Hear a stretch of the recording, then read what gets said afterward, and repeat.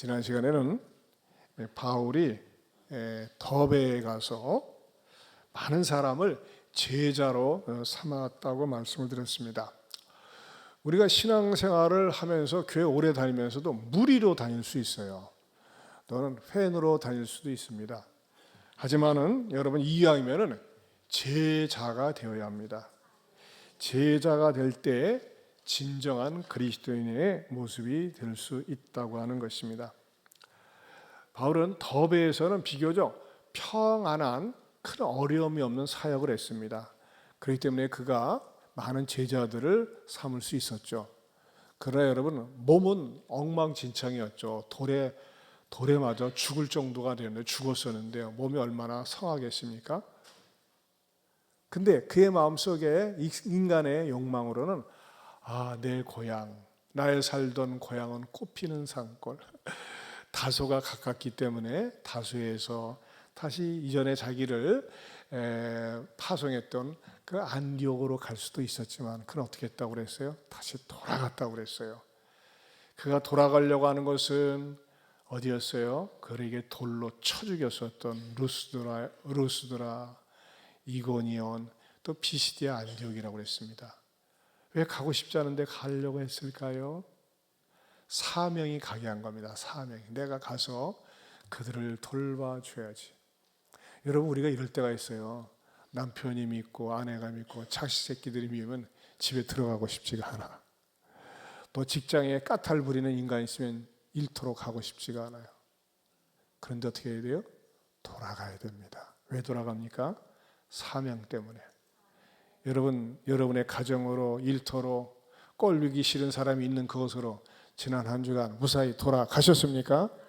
네, 돌아가야 돼요.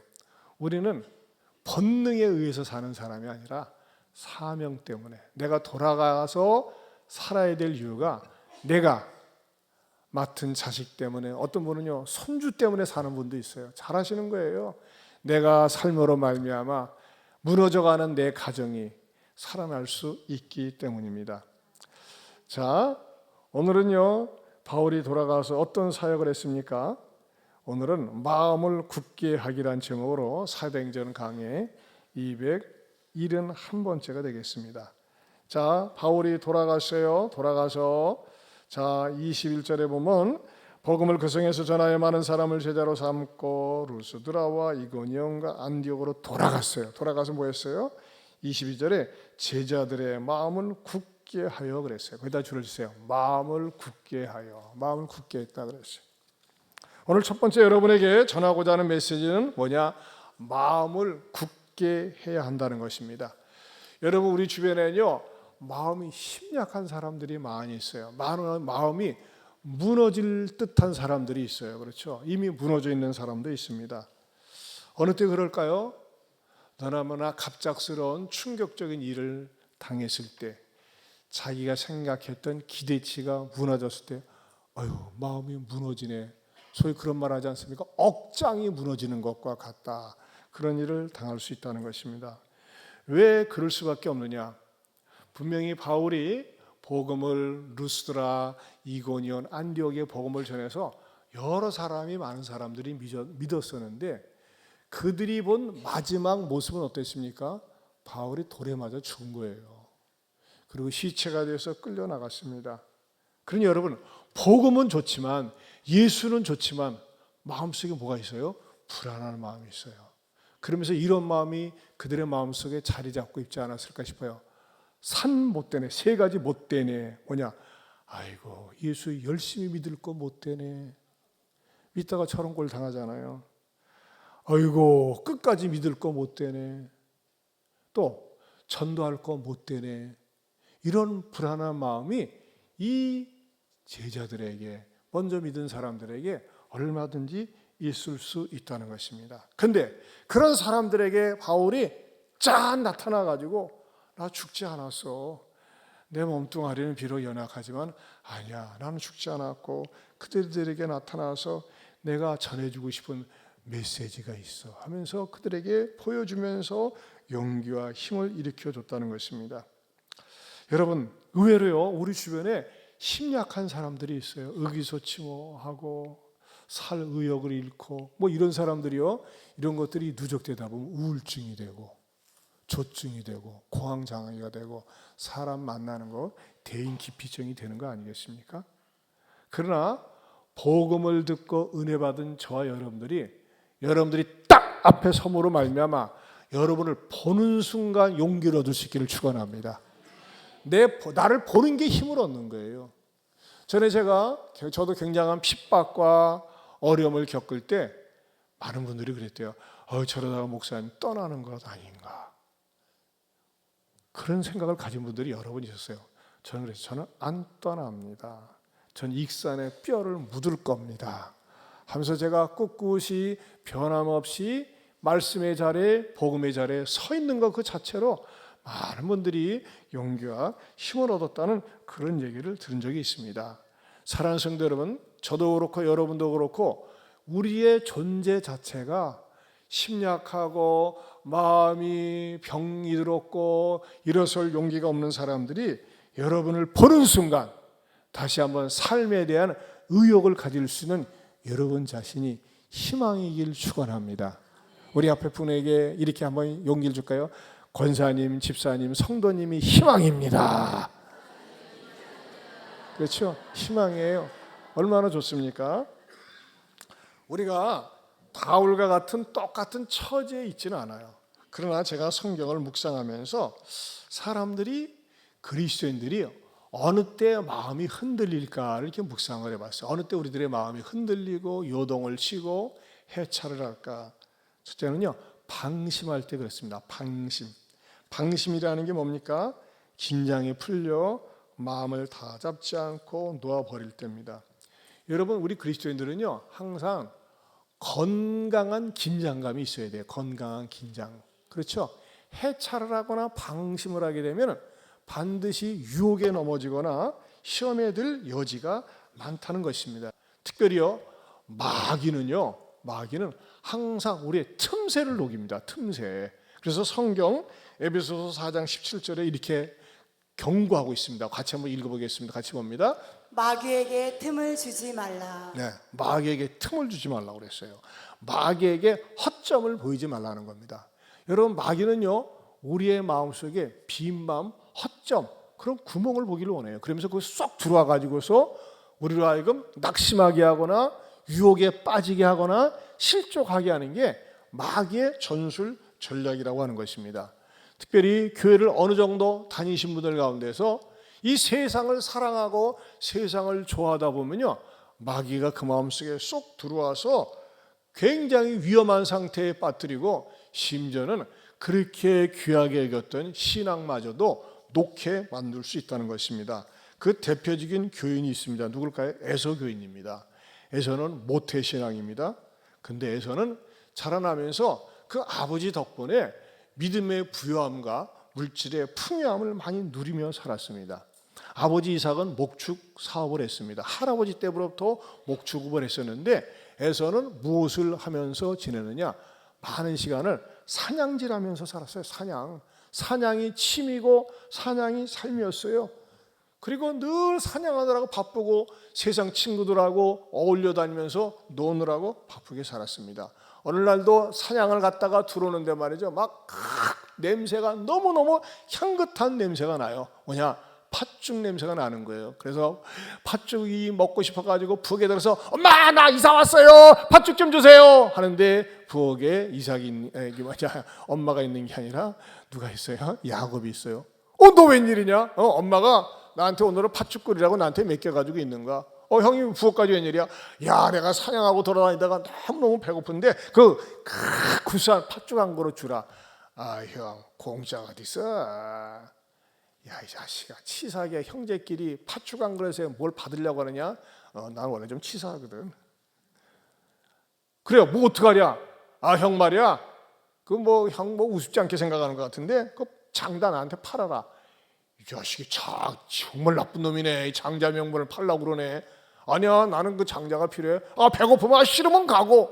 그래 너 가져 하면서 삽시간에 자기의 장자를 갖다가 장자 명분을 팔아버렸어요. 이것에 대해서 성경에서 뭐라고 말씀하고 있느냐? 창세기 25장 33절에서 34절입니다. 같이 보겠습니다. 야곱이 이르되 오늘 내게 맹세하라. 에서가 맹세하고 장자의 명분을 야곱에게 판지라. 야곱이 떡과 팥죽을 에서에게 주매 에서가 먹으며 마시고 일어나 갔으니 에서가 장자의 명분을 가볍게 여김이었더라. 여러분, 장자의 명분을 판다는 거예요. 이해나 됩니까? 뭐 한 그릇에 팔았어요? 팥죽 한 그릇에 팔았어요. 팥죽 한 그릇에 팔았어요. 여러분, 성경에서는 떡과 팥죽을 같이 팔았다고 그랬는데, 떡이라는 건 뭡니까? 그 당시에 필수품인 생활 양식이겠죠. 우리로 얘기하면 물질입니다. 팥죽은 간식입니다. 왜 이 지경이 된 것이죠? 사냥질에 빠져서 이 지경이 된 것입니다. 에서의 직업은 사냥이 아니었어요. 에서의 직업은 목축업이었습니다. 그러나 자기의 본질은 도외시 한 채 그 사냥질하고 다니면서 배가 고프다고 그래가지고 그 떡과 팥죽 한 그릇에 장자권을 팔아먹었습니다. 이것을 오늘날 우리들에게 주는 영적인 교훈이 있습니다. 많은 교인들이, 그리스도인들이 생각 밖으로 쉽게 자기 신앙을 팔아먹습니다. 믿음을 팔아먹습니다. 뭐 한다고요? 문화생활 즐기느라고, 취미생활에 빠져가지고 운동하러 다닌다고 하면서 말이죠, 정신없이 싸 돌아다니면서 믿음을 팔아먹는 경우가 얼마나 많이 있는지 몰라요. 저희 자이에 거주하는데, 사택에 거주하는데, 거기서 어느 날 이렇게 보면 말이죠, 목요일이나 금요일 같은 때 아주 골프채를 메고서 일찍 골프하러 가는 그 아낙네들을 봅니다. 요즘 여자들에게도 골프가 인기가 대단한 것 같아요. 골프를 절대 정죄하는 것 아닙니다. 그런데 그 가운데 때로는 크리스찬들이, 직분자들이 주의를 제껴두고 예배드리는 것을 제껴두고 거기에 퍽 빠져가지고 신앙생활을 소리하는 경우를 보는 거예요.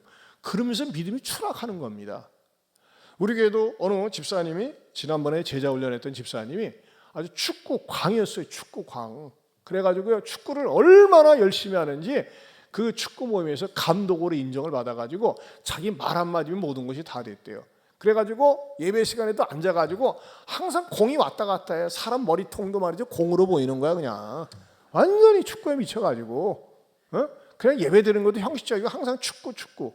근데 말씀의 은혜를 받고 그것이 잘못됐다고 하는 것을 알고 이제는 주일 예배 열심히 성가대 봉사할 뿐만 아니라 또 예배 마치면은 식당에서 청결 사역으로도 봉사하고 얼마나 해피하게 신앙생활하는지 몰라요. 사랑하는 성도 여러분, 여러분 가운데서 말이죠, 여러분의 믿음 생활을 손상시키고 빼앗고 한눈 팔게 하는 거 있습니까? 그게 바로 여러분의 믿음의 영적인 장자권을 팔아먹는 행위가 될 수 있고 마귀에게 틈을 주는 행위가 될 수 있다는 것입니다. 여러분 이거 아셔야 돼요. 예배 생활에 실패하면 신앙생활에 실패하고, 신앙생활에 실패하면 인생에 실패하는 것입니다. 한번 따라서 합시다. 예배 생활에 실패하면 신앙생활에 실패하고, 신앙생활에 실패하면 인생에 실패합니다. 실패가요, 예배 생활로부터 오는 거예요. 자, 이것에 대해서요, 이 에서가 이 방정맞게 쉽게 장자권을 팔아먹은 행위에 대해서 유진 피터슨 성경 보면요, 히브리서 12장 16절에서 17절에 이렇게 말씀하고 있습니다. 같이 볼까요? 같이 보겠습니다. 에서 증후군을 조심하십시오. 잠깐 동안의 육구 충족을 위해 평생 지속되는 하나님의 선물을 팔아넘기는 일은 없어야 합니다. 여러분도 아는 것처럼 에서는 나중에 자신의 충동적인 행동을 뼈저리게 후회하고 하나님의 복을 간절히 원했습니다. 하지만 때는 이미 너무 늦어서 아무리 울고 불고 해도 소용이 없었습니다. 네, 잠깐 동안의 욕구 충족을 위해서 하나님의 선물을 팔아넘기다가 울고 불고 해도 소용이 없었다는 것입니다. 여러분 가운데 이런 분이 한 분도 없기를 축원합니다. 여러분, 우리의 마음을 굳게 하기 위해서 해야 될 것이 있어요. 그게 뭘까요? 마음을 굳게 하기 위해서, 병들지 않고 강하게 하기 위해서, 강건하기 위해서 할 것은요, 두 번째로 심지를 굳게 하는 것입니다. 심지. 마음 뜻짓지 아니겠어요? 마음을 굳게 해야 된다는 것입니다. 여러분, 심지가 약한 사람, 마음이 유약한 사람, 쉽게 말에 남의 말 한마디에 막 넘어지고 일어서는 사람은 큰 일을 할 수가 없습니다. 심지가 굳어야 됩니다. 심지가 굳은 사람은요, 환경이 어려워도 그 환경에 침몰되지 않습니다. 이것은 무엇과 같습니까? 여러분, 냇가에서 물이 세차게 흘러내려도 송사리는요, 생명이기 때문에 그 뇌를 거슬러 올라갑니다. 그러나 널판지는 아무리 덩치가 커도 내려오면서 이리저리 부딪히면서 다 부서지고 마는 것입니다. 이 세상 환경이 악하다고 해도 힘들다고 해도 심지가 굳은 사람은 절대 거기에 동요되지 않습니다. 성경에서 가장 심지가 굳은 존경할 만하고 자랑할 만한 한 처녀가 등장합니다. 누굴까요? 에스더입니다. 에스더라고 하는 사람은 처녀이면서 그 이름이 나중에는 이름 자체가 성경책이 됩니다. 그런데 에스더는 그가 살면서 얼마나 심지가 견고하고 견고했는지 모릅니다. 이 에스더를 읽어보면요, 그 속에 단 한 번도 하나님이란 이름이 나오질 않습니다. 믿음이란 말도 등장하지 않습니다. 그러나 그의 심지는 하나님을 향해서 바르게 선 것을 볼 수가 있습니다. 그 에스더의 출발은 어떻게 출발하느냐? 굉장히 비극적이고 슬픈 가운데서 그 에스더가 출발하는 것을 보게 되는데, 에스더 2장 5절에서 7절을 보겠습니다. 같이 읽어봅니다. 도성수산에 한 유다인이 있으니 이름은 모르드게라. 그는 베냐민 자손이니 기스의 증손이요 시므의 손자요 야일의 아들이라. 전에 바벨론 왕 느부갓네살이 예루살렘에서 유다 왕 여고냐와 백성을 사로잡아 갈 때에 모르드게도 함께 사로잡혔더라. 그의 삼촌의 딸 하다사 곧 에스더는 부모가 없었으나 용모가 곱고 아름다운 처녀라. 그의 부모가 죽은 후에 모르드게가 자기 딸같이 양육하더라. 에스더는 나라 처지는 어땠어요? 나라를 잃어버렸어요. 부모도 잃어버렸어요. 그리고 자기 삼촌 모르드게가 키웁니다. 근데 문제가 있어요. 너무 이쁜 거예요. 너무 이쁜 거예요. 군계 일학이라고 저 처녀가 지나가면 남자들이 다 머리를 돌리고 쳐다봤어요. 왜? 너무 이뻐가지고. 여러분, 여자들이 어려운 처지에 너무 이쁘면 유혹도 많이 받고 나쁜 놈의 새끼들이 침도 많이 흘리고 어떻게든지 말이죠, 못되게 그를 이용해 먹으려고 합니다. 그럴 때 에스더는 어떻게 했습니까? 철저하게 요셉처럼 자기 자신을 지키고 그 모르드게로부터 개인적으로 교육을 받고 지도를 받았습니다. 정식적으로 학교도 다니지 않았어요. 왜? 포로이기 말하자면 남의 노예나 다름이 없기 때문에. 나중에는 어떻게 됩니까? 그 아수에로의 왕비가 됩니다. 왕비가 돼요. 최고의 자리에 있는 것 아닙니까? 그런데 어떤 일을 당합니까? 왕비가 되지만 자기 민족, 유대 민족이 하만이라고 하는 악한 신하에 의해서 몰살당할 위기에 처하게 됩니다. 그때 모르드게가 에스더를 찾아가서 왕비인 에스더에게 뭐라고 얘기합니까? 왕비시여, 우리 민족이 하만이란 저 나쁜 인간 때문에 어느 한날 졸지에 멸종을 당할 위기에 있으니까 왕비니까 임금님한테 가서 우리의 어려운 사정을 좀 얘기해 주길 바라오라고 정중하게 얘기를 했어요. 그때 에스더가 난색을 표명합니다. 죄송합니다. 이 나라의 법은 너무나 엄해서 왕비인 저라도 임금이 오라고 하는 명령을 하지 않았는데 불쑥 나타나면 칼 맞아 죽습니다. 이게 나라의 법입니다. 그때 모르드게가 뭐라고 얘기합니까? 왕후의 자리를 준 것은 바로 이때를 위한 것이 아닙니까? 민족을 위해서 이때 말하라고 세워준 것이 아닙니까? 했을 때 이 에스더가 그것은 삼촌 처지고요. 내가 죽습니다. 나부터 살아야 되는 것 아니겠습니까? 그렇게 말합니까? 아닙니다. 그 에스더는 담대하게 그 견고한 마음을 가지고 이렇게 고백을 합니다. 에스더 4장 16절입니다. 같이 보겠습니다. 당신은 가서 수산에 있는 유다인을 다 모으고 나를 위하여 금식하되 밤낮 3일을 먹지도 말고 마시지도 마소서. 나도 나의 시녀와 더불어 이렇게 금식한 후에 규례를 어기고 왕에게 나아가리니 죽으면 죽으리이다 하니라. 네, 사직사가 여기에서 나왔어요. 죽으면 죽으리이다. 죽으면 죽으리이다.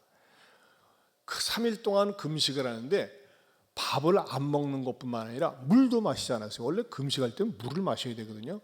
그러니 여러분 3일 동안 밤낮으로 밥도 먹지 않고 물도 마시지 않았으니까 얼마나 사람이 초췌하게 보이겠습니까?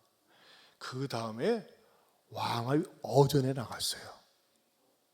아니, 내가 부르지도 않았는데 여기 왜 등장했느냐? 없애버리거라.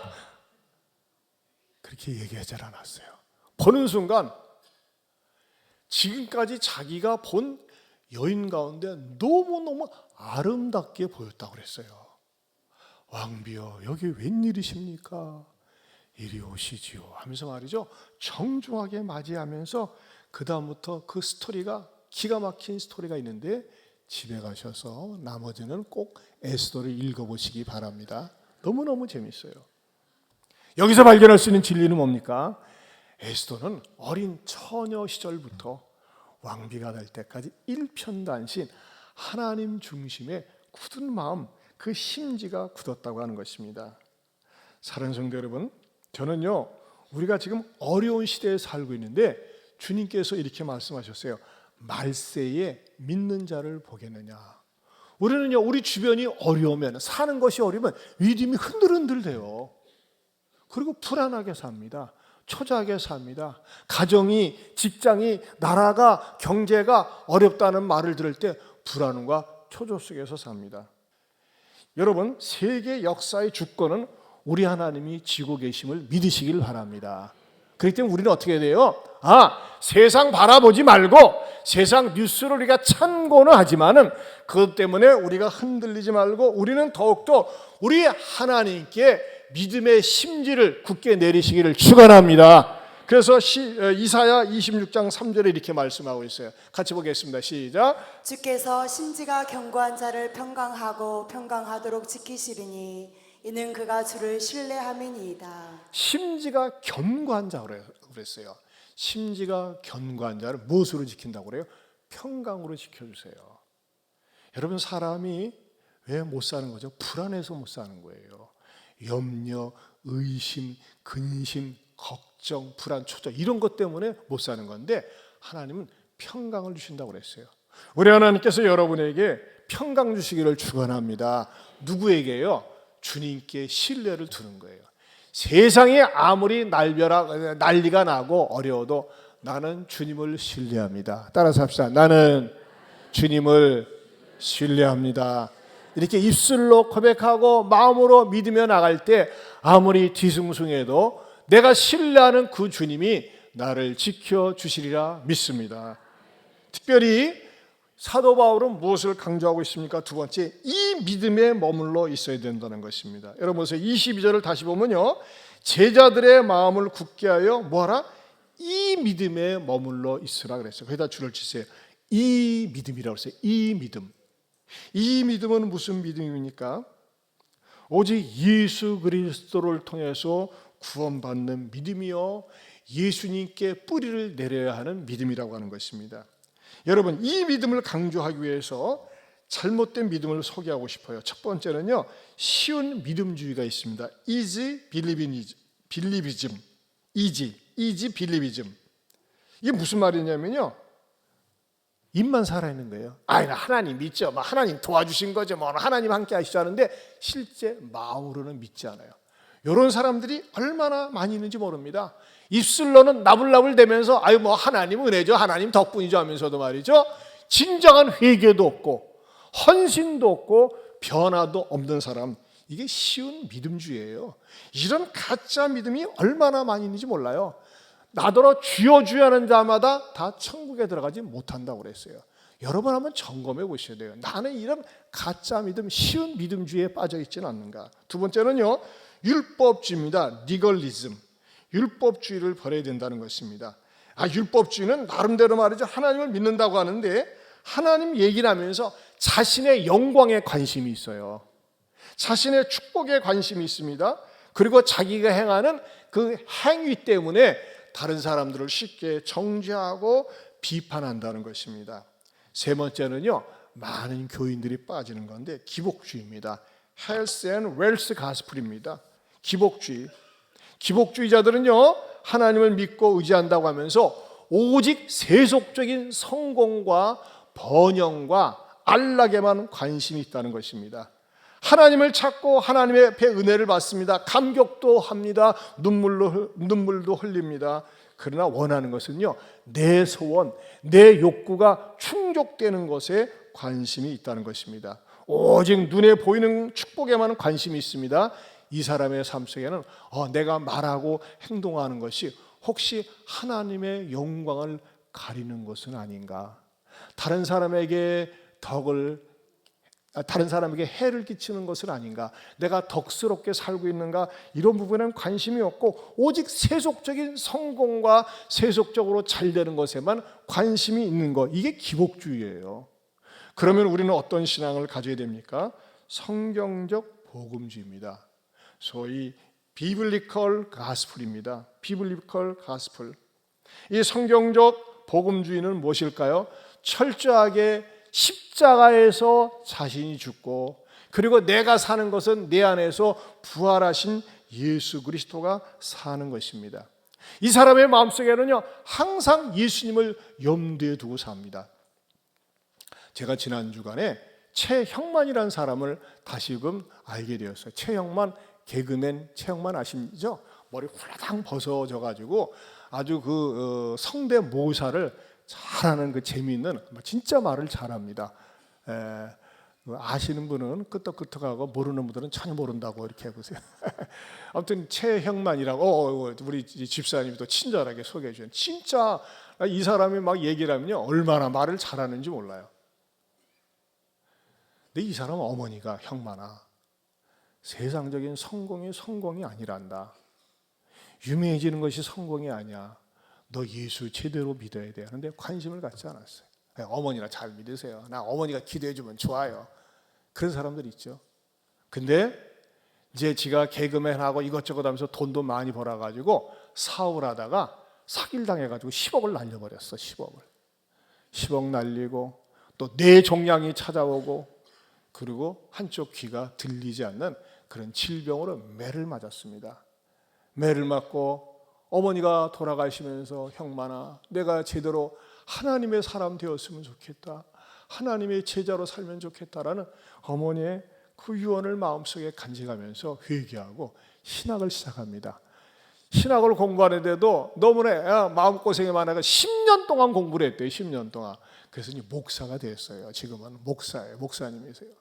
근데 나는 이 최영만 씨가 목사님이던 이분이 한 말, 이 정말 제대로 이 사람이 신앙이 들어갔구나, 진짜 목사가 하는 것이 무엇으로 깨달았냐면, 이 사람이 그런 유명한 얘기를 했어요. 내 예수를 믿으면 영혼이 잘된 같이 범사이 잘되고 강건하게 될 줄로 믿습니다. 들어가도 못 가고 나가도 못 왔습니다. 이런 기복주의에 초점을 둔 게 아니라, 여러분, 우리 하나님이요, 우리들에게 세상의 복도 약속을 하셨어요. 믿습니까? 그러나 여러분, 더 중요한 복이 있어요. 그건 뭔지 아세요? 이 사람이 얘기한 것은 힐링 이전에 킬링이 있어야 된다고 했어요. 너무나 멋있는 말이에요. 무슨 말이냐? 내가 죽어야 된다. 내가 십자가 앞에서 내가 죽어야 되는 것이 진정한 복이라고 하는 것입니다. 이 사람이 복음을 깨달은 거예요. 복음을. 여러분, 예수를 믿으면서 제일 먼저 깨달아야 되는 축복이 뭔지 압니까? 십자가 앞에서 예수님이 나의 죄를 위해서 십자가에서 죽으신 것처럼 내 자아가 죽어야 됩니다. 내 자아가. 여러분, 내 자아가 살아있는 사람은요, 혈기를 잘 부립니다. 성질을 잘 냅니다. 내 욕망이 관철돼야지만이 직성이 풀립니다. 무자비합니다. 함부로 말합니다. 왜 그런지 아세요? 내 자아가 살아서 그래요. 내 욕심이, 내 욕망이 관철되지 않으면 만족하지 않습니다. 왜요? 내 자아가 살아서 그랬습니다. 죽은 사람은요, 말이 없어요. 누가 죽어 있는데 앞에 가죠. 왜 자빠져 있냐? 왜 죽어 있냐? 이 자식 하면서 발길질 해보세요. 그럼 뻘떡 일어나니까 화난다고? 가만히 있습니다. 왜? 죽었기 때문에. 내 자아가 죽은 사람은요, 세상에 어떤 소리를 들어도 내 자아가 죽었기 때문에 더 이상 말하지 않습니다. 대신에 내 자아가 죽고 누가 삽니까? 부활하신 예수 그리스도가 내 안에 살아있기 때문에 살아도 주를 위하여 살고 다른 사람의 덕을 위해서 살고 싶고 말 한마디라도 은혜스러운 말을 하고 싶고 내 삶이 축복의 통로가 되어서 살고 싶은 열망으로 산다는 것입니다.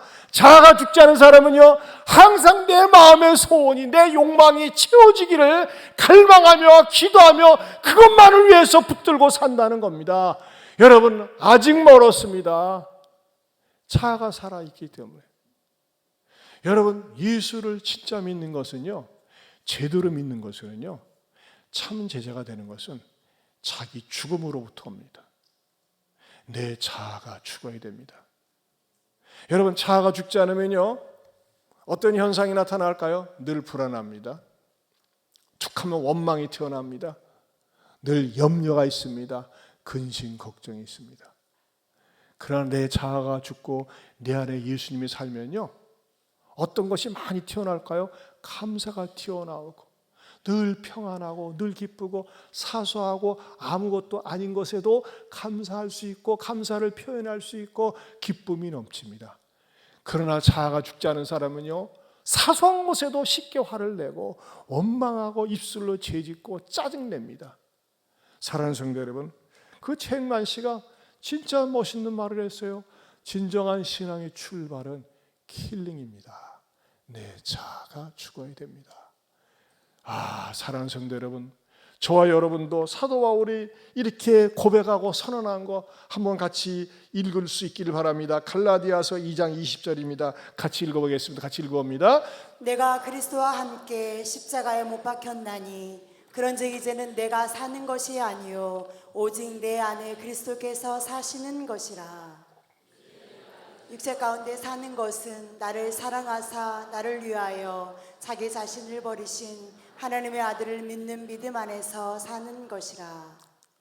내가 그리스도와 함께 십자가에 못 박혔나니 그런즉 이제는 내가 사는 게 아니에요. 뭐가 살아요? 내 안에 그리스도께서 사는 거예요. 사람들이 나랑 얘기를 나누다 보면요, 아니 어떻게 저런 말을 할 수가 있지? 어떻게 저렇게 살 수가 있지? 왜? 그리스도가 살아계시기 때문에. 그런데 내 언어 속에서 행동 속에서 그리스도를 발견하지 못한다면 여전히 내가 살아있는 것입니다. 사랑하는 성도 여러분, 바울은 평생 이렇게 살았습니다. 어떻게 해요? 나는 날마다 죽는다고 하면서 살아요. 날마다. 우리는요, 날마다 부활해. 자고 나면 부활해. 성질 나면 부활해. 아니에요. 우리의 삶의 목표는 날마다 내가 죽고 내 안에서 그리스도가 살아야 됩니다. 이런 은혜가 있기를 축원합니다. 하나님 아버지 감사합니다. 우리는 예수님 믿는다고 하면서 여전히 내 혈기가, 내 욕망이, 내 자랑이, 내 명예가, 내 자존심이 살아있을 때가 많이 있음을 고백합니다. 바울처럼 내가 죽고 내 안에 그리스도가 사는 놀라운 영적인 복을 맛보는 우리가 되게 하여 주옵소서. 예수님 이름으로 기도합니다. 아멘. 자, 우리 이거 찬양 같이 불렀으면 좋겠습니다. 이제 내가 살아도 주 위에 살고 이제 내가 죽어도 주 위에 죽네.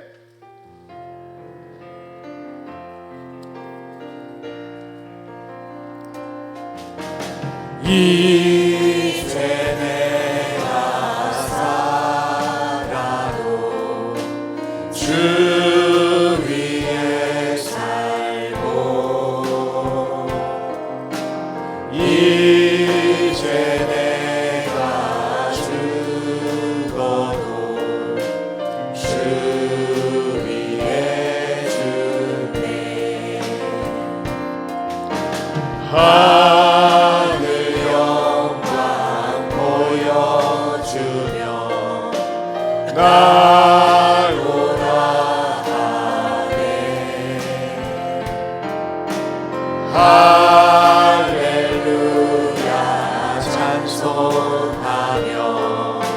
주께. 처음부터 다시 이제 내가 살아도 주 위에 살고 이제 내가 살아도 주 위에 살고 이제 내가 죽어도 주 위에 주네. 하늘 영광 보여주며 날 오라 하네.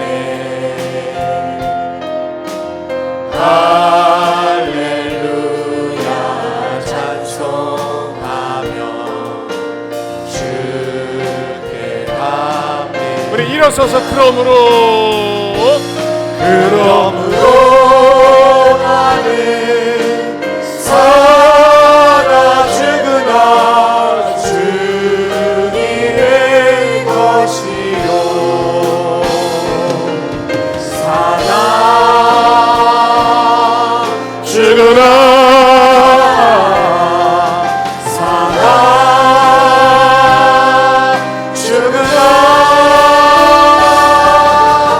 널 위해 피 흘리신 내 주님의 것이요 그러므로 나는 살아 죽으나 주님의 것이요 살아 죽으나 살아 죽으나 날 위해 피 흘리신 내 주. 다시 한번 간절한 마음으로 부릅니다. 그러므로 나는 살아 죽으나 주님의 것이요 살아 죽으나 살아 죽으나 날 위해 피 흘리신 내 주님의 것이요. 우리 두 손 들고 말씀 붙들고 기도하기 원합니다. 여러분의 마음이 힘약합니까? 병약합니까? 자꾸 흔들립니까? 여러분의 마음을 놓고 기도하세요. 하나님, 내 마음이 자꾸 흔들립니다. 주를 신뢰함으로 굳센 마음, 굳건한 마음 주시옵소서. 여러분의 믿음은 어떻습니까? 세속적인 믿음, 이기적인 믿음, 너무나 쉬운 믿음 갖고 있지 않습니까? 하나님, 내 병든 믿음 용서해 주시고 정말 나도 사나 죽으나 내 안에 주님으로 가득 찬 믿음 갖기 원합니다.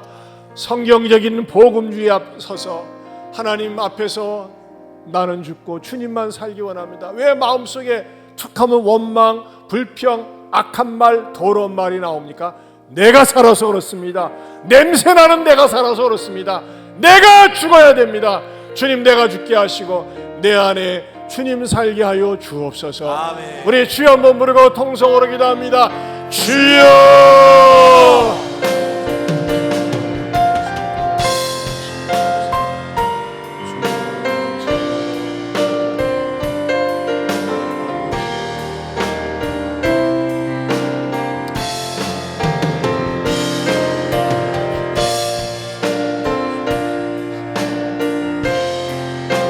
아버지,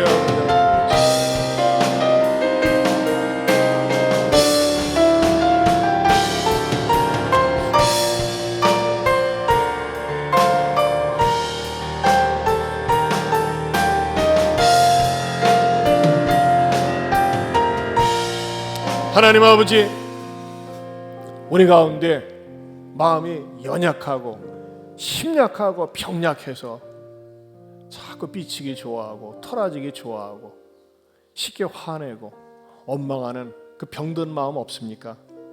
주여, 사랑하는 성도들에게 찾아가서 고쳐 주시옵소서. 아멘. 내 믿음은 세속적인 믿음, 기복적인 믿음, 율법적인 믿음은 아닙니까? 건강한 믿음, 갖게 하여 주시옵소서. 아멘. 내가 죽고 예수님이 살게 하여 주시옵소서. 아멘.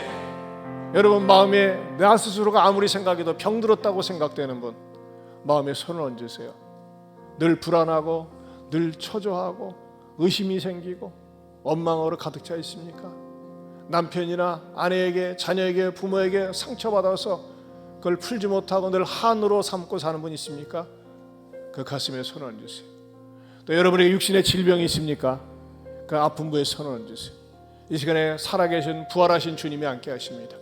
우리 한번 하나님께 통성으로 기도하겠습니다. 주님 나를 고쳐주세요. 어루만져 주세요. 주님 안에서 새롭게 해달라고 여러분 자신을 위해서 병든 가족을 위해서 우리 주여 한번 부르고 기도합니다. 주여.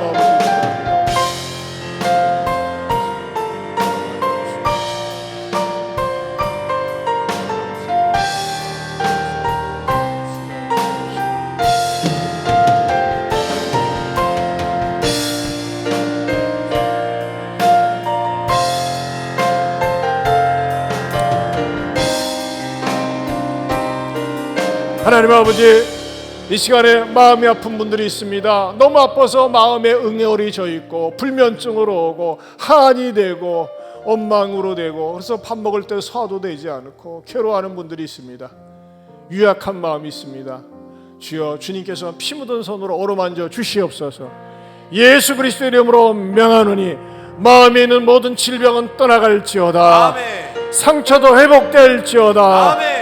고쳐 주시옵소서. 아멘. 육신의 질병을 앓고 있는 분 각자가 손을 얹고 있습니다. 주님, 나를 불쌍히 여기시고 나를 긍휼히 여겨 주시옵시사 어루만져 주시옵소서. 아멘. 예수 이름으로 명하노니 모든 질병은 떠나갈지어다. 아멘. 만성 질병도 떠나갈지어다. 아멘. 그래서 나는 죽고 예수님만 살아있는 모습을 보이며 살게 하여 주시옵소서. 아멘. 이제는 우리 주 예수 그리스도의 은혜와 하나님 아버지의 변함이 없는 사랑과 성령님의 감화 감동 교통하심의 은혜가 나는 죽고 예수님 사는 그리스도인이 되겠노라고 마음을 굳세게 하며 살겠노라고 다짐하는 모든 성도들 위해 영원토록 함께 있을지어다. 아멘.